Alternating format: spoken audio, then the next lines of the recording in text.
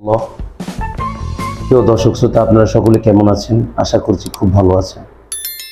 আমরা এখন বর্তমান কিছু প্রশ্নগুলো আপনাদের মাঝে কিছু প্রশ্ন নিয়ে হাজির হয়েছি।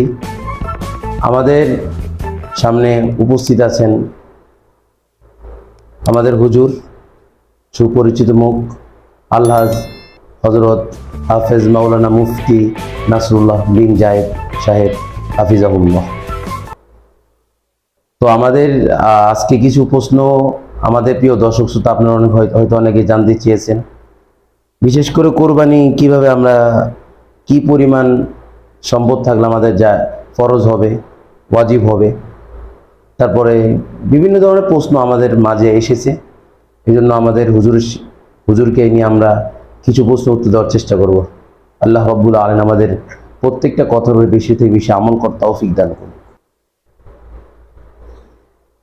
হুজুর, আসসালামু আলাইকুম ওয়া রাহমাতুল্লাহ। ওয়ালাইকুম আসসালাম ওয়া রাহমাতুল্লাহি ওয়া বারাকাতুহু। হুজুর, আপনি কেমন আছেন? আলহামদুলিল্লাহ, আপনি কেমন আছেন? জি আলহামদুলিল্লাহ, আপনাদের দোয়ার বরকতে।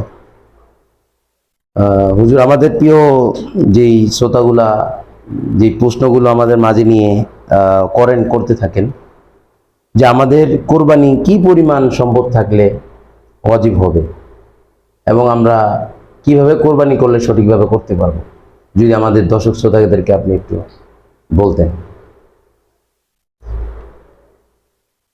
আসসালামু আলাইকুম ওয়া রাহমাতুল্লাহি ওয়া বারাকাতুহু। প্রিয় দর্শক, আল্লাহ পাক আপনাদের সবাইকে কোরবানি করার তৌফিক দান করেন আমিন। এবং কোরবানির মাসলা মাসাইল জেনে কোরবানি করার তৌফিক দান করেন। আমিন। দর্শক যারা আছেন তারা জানতে চেয়েছেন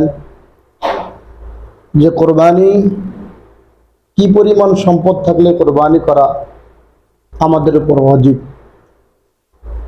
আসলে কোরবানি করা ওয়াজিব, বর্তমানে আবার কিছু কিছু ভাইরা বলতেছেন কোরবানি করা সুন্নত। মূল কথা এবং আসল কথা হলো কোরবানি করা ওয়াজিব। ওয়াজিব। কোরআন হাদিস ব্যাখ্যা করলে আমরা দেখি কোরবানি করা ওয়াজিব। এই কথার ভিতরে কোনো ভুল নেই।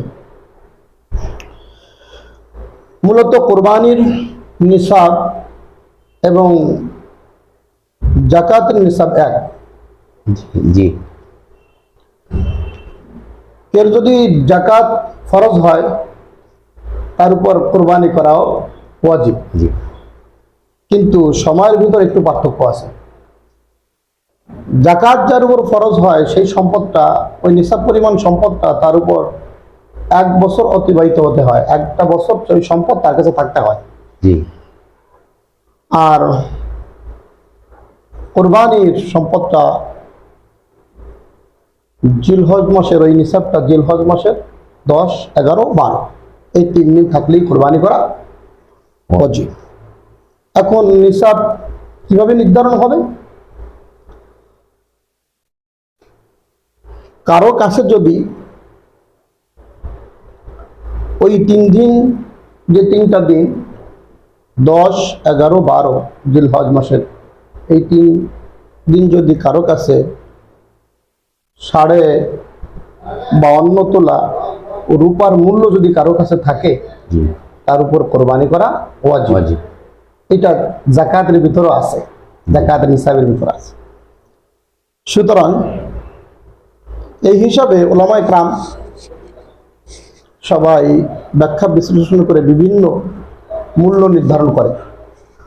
স্বর্ণের ভিতরে যেমন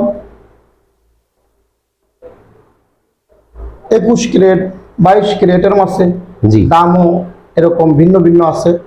তেমনি ভাবে রূপার ভিতরেও ক্যারেট আছে। কিছু রূপা আছে অনেক দামি, আবার কিছু রূপা আছে কম।